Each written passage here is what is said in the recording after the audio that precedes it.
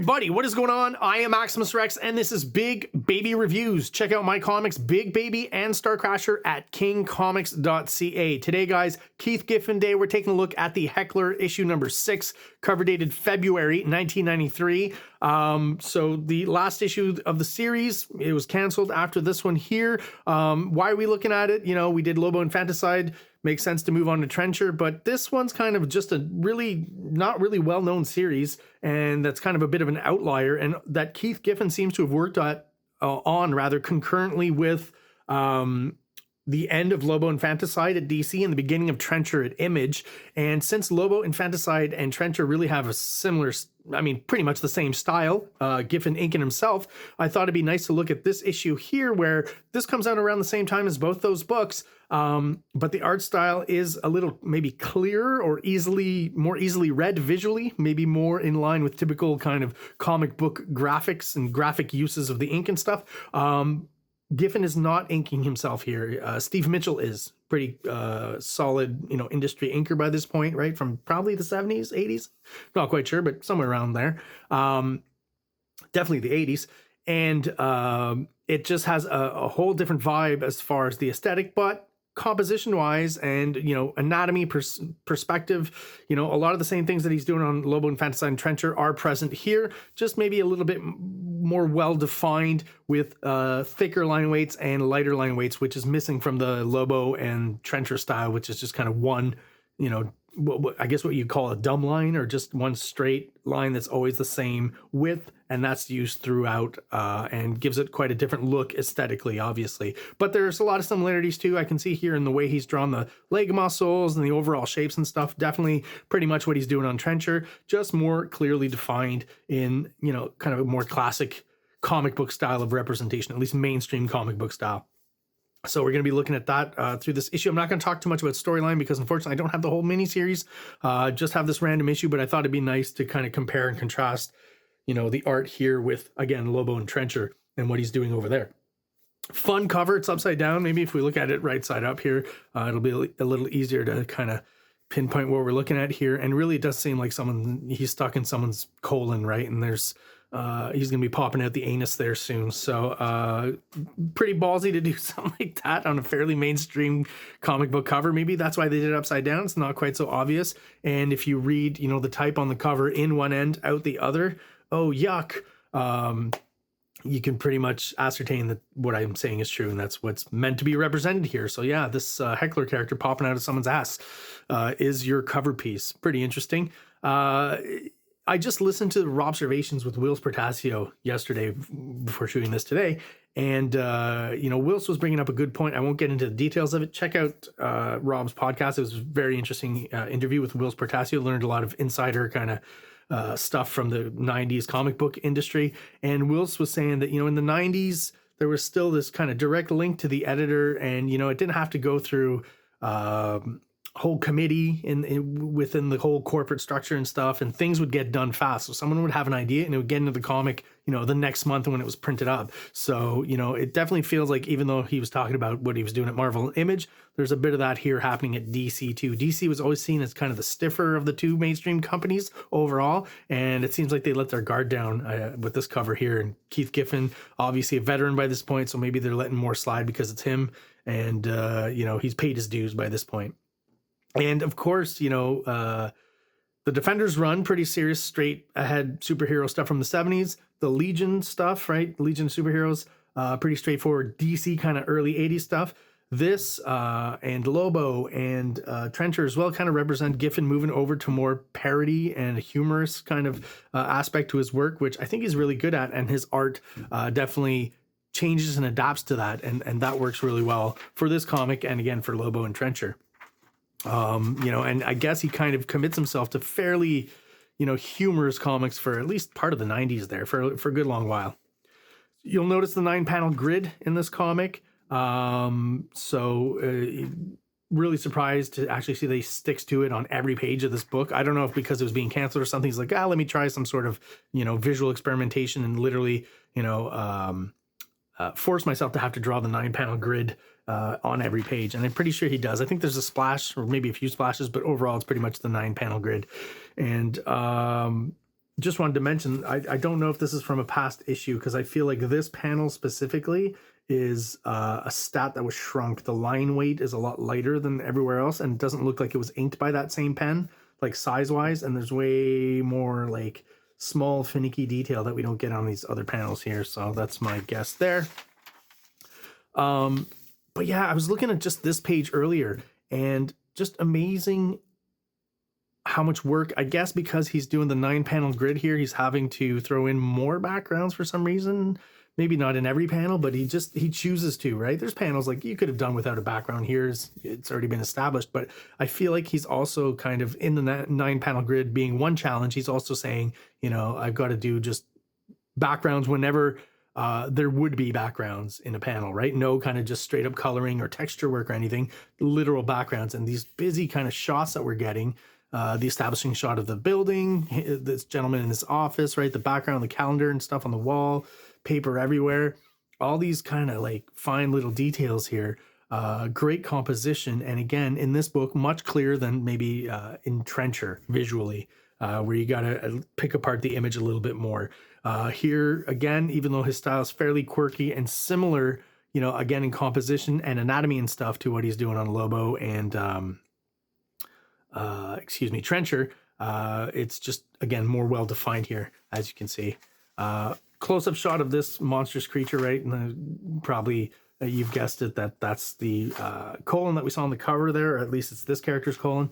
But here's another great shot of, you know, amazing backgrounds. And here's the thing too, he's definitely doing all this freehand, no rulers or anything. He's just kind of inventing the perspective, and that's what kind of gives it that cartoony aspect and surrealist kind of twisted look. You got almost like a circular perspective with the clouds here.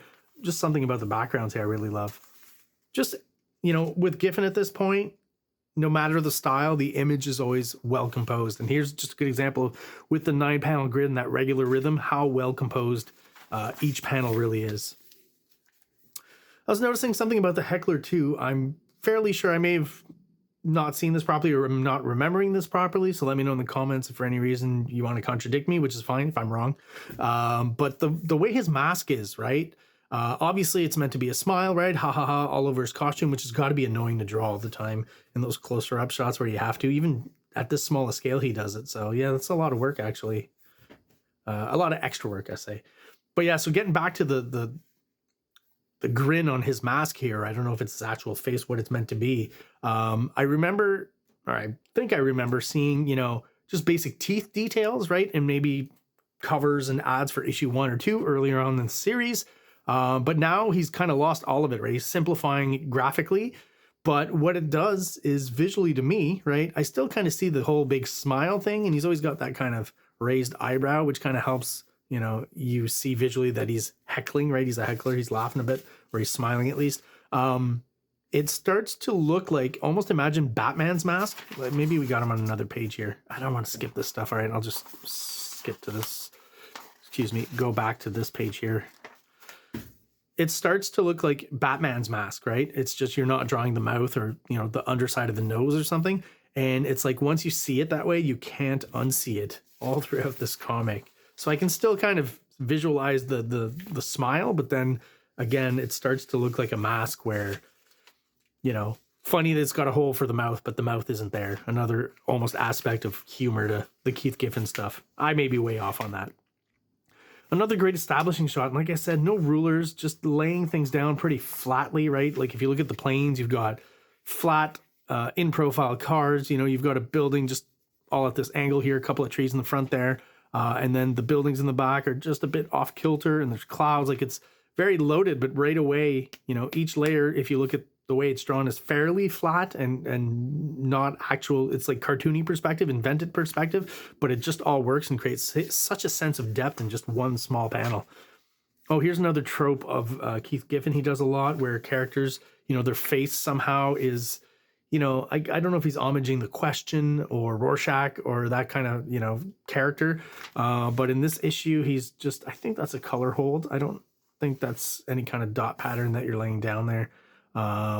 He's probably used the dot pattern at some point, but yeah, to create like an anonymous figure. There's another comic, I can't quite put my finger on it. I think he does it in Trencher somehow.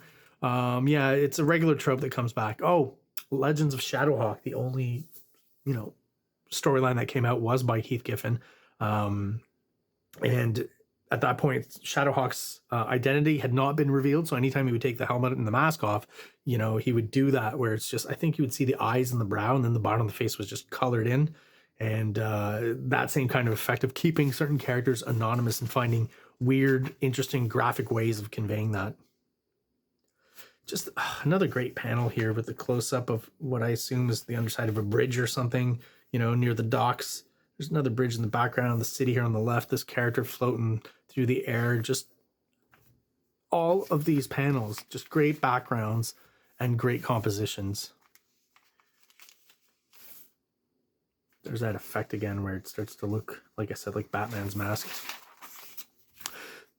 This was an interesting effect too, that he throws in the mosaic kind of, you know, I don't know if you asked me to draw that, how exactly I would do it. I guess, you know, going to look at reference pictures would help. And really what it is understanding that they kind of start from the middle and build out for the round shapes, I guess. That's what it seems like here, but it just works really well here. Give that exact effect that he wants. Another good page to mention the coloring. I've probably talked about this before with books of this period, early 90s DC books, higher quality books, even though I don't feel like this one was. You know, usually when you get this thing here is, you know, it's the cheaper printing process at that time. The bar at the top of the page there that helps line everything up. And DC was doing thicker kind of newsprint than this one here, but it still feels like the actual color application is more in line with their higher end newsprint stuff, like Dr. Fate from a few years prior that Keith Giffen illustrated as well there. But yeah, again, you know, all this freehanding here, you know, when it comes to the layouts and the penciling for the inker, Steve Mitchell, all very much reminiscent of the same kind of stuff we're going to be seeing in Trencher next Keith Giffen review, because that's when we're starting finally with issue 1. But yeah, to go back, I didn't actually finish what I was talking about. The colors look great in this period at DC Comics, just very saturated on the page, and, you know, can barely see the dot pattern, and just very full and vibrant. A lot of color hold effects being used all throughout. Really, honestly, my kind of favorite, I've talked about this before, my favorite period for production for comics on newsprint with this kind of coloring. You know, you've got different tones and stuff, but it's not gone too crazy like the computer coloring will soon be, and we'll see on Trencher as well. It's a little wacky, that first issue. But yeah, just aesthetically, completely pleasing colors on this book. I have nothing to say. The use of color holds again for the flames and stuff, really well done. Also, you know, because he does the 9-panel grid all the way throughout, he finds clever ways of, you know, saving himself some work there, and it works in a storytelling sense, obviously, because here he falls into a dark hole, which, you know, from the cover, you know where he is right now, right? And the color scheme and everything, just amazing that he does this. I don't know if this is some sort of, if you read it, protest or weird kind of, you know, revolt within the storyline as it relates to the cancellation of the series, because I've gone through Ambush Bug as well. You can go through the archives and check that out too. And Keith Giffen worked on that. There was a similar kind of situation. I see a lot of connective tissue between Ambush Bug and the Heckler, and as far as like the humor and Giffen's storytelling vibes and his sense of story and what he tries to get across again in that humorous vein. But yeah, it just saves himself a lot of time here, right? And there's a statted page we'll see later. I'll point out where he does the same. But again, now more and more, I can't help but see, you know, the mouthless mask, open mask thing rather than an actual smile. This, you know, fun kind of going back to his Kirby trope kind of copying days, right? Doing it on purpose, obviously. But given this character here, Lex Concord 27076, the future is now. The whole page screams Kirby aesthetics, right? If you're not familiar with Kirby, real quick, I mean, we're talking straight up kind of angular lines on muscles and legs and stuff. I call it the squiggly. I think most people do, right? This kind of, you know, almost like, you know, when you're a kid and you draw lightning, right? He kind of throws that in there every once in a while. It's a Kirby thing. The cast shadow here, rather than being one big cast shadow, you're assuming a natural light source from above with a shadow down here. We got 3 different shadows, which is kind of weird and maybe impossible. And then you got a bit of a drop shadow on the back here, which is also kind of impossible, but it's not about logic. It's just about how cool it looks and to separate kind of different elements of the anatomy, one from the other. And that's what he's doing here, just like Jack Kirby. You know, the thin to thick, you know, lines, really thick, bold lines, and then some thinner ones, a bit of hatching here and there, you know, on the musculature just to help define it a bit. Down here, right, what I was talking about, the squiggly line, you got a little bit here, right over here, right, starts to almost kind of become a design element too. So he uses that same kind of squiggly line to create these geometric shapes that he adds to his character's costumes, right? Very much a Kirbyism right here. And also Kirby did the Silver Surfer, right? He then did the Black Racer. Silver Surfer's got a surfboard, Black Racer's got the skis. So I think this is a play a little bit on Kirby in the 90s or something. So we've got Kirby, a Kirby character using rollerblades here, which is very fun. And yeah, just again, if you check my past reviews, especially on the Defenders, you know, Giffen was definitely doing a kind of a Kirby thing. So he goes back to it every once in a while for fun.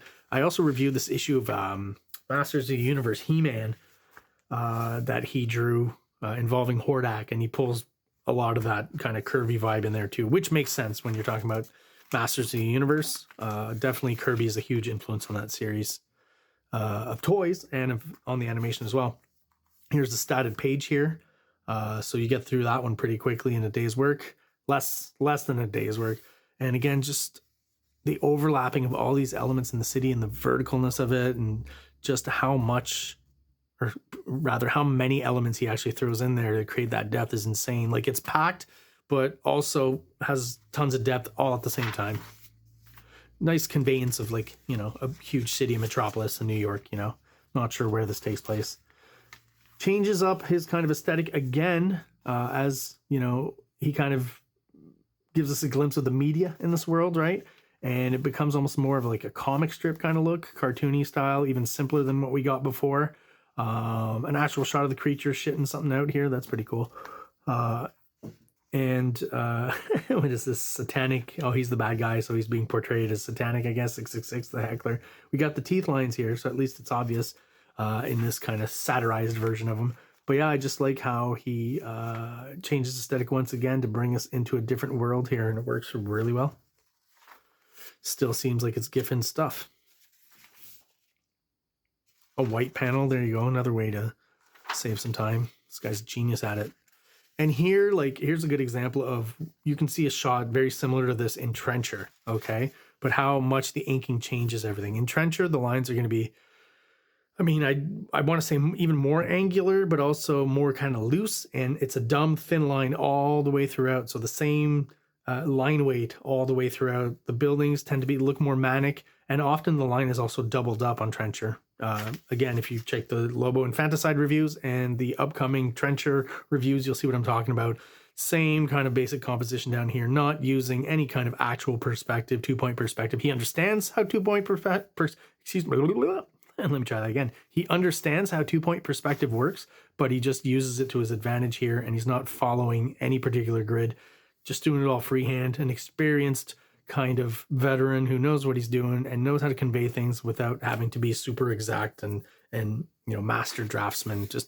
And it also helps make everything feel like it's alive and moving. Like these clouds even here, you know, they're pretty chaotic, and you've even got this splash of clouds here that almost act like, you know, speed lines coming out. Like this whole page, no figures or anything, but I love it, the composition, the power of it, you know, the abstract elements that, you know, become clouds and some sort of explosion in the sky here. Just great page. Even the color hold in the background, right? No outline. Just a very fun page here. Great composition.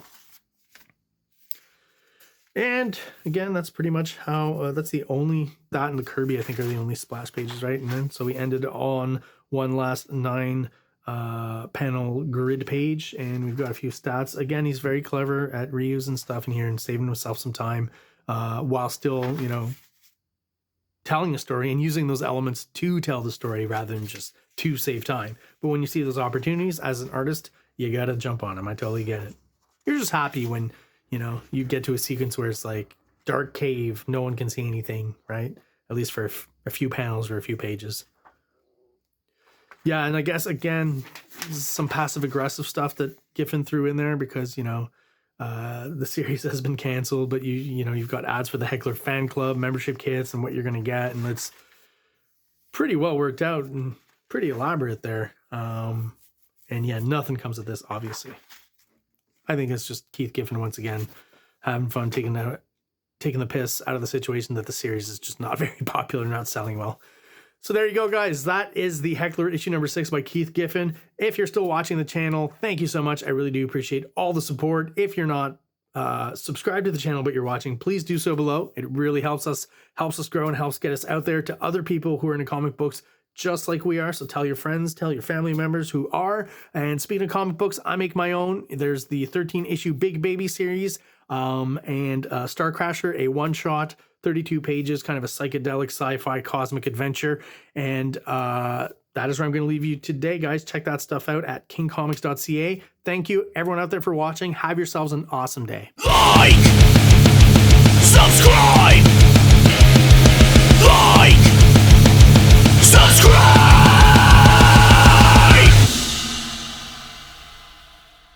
King Comics presents Big Baby, Volume 1, Issues 1 to 13, 204 pages of story and art.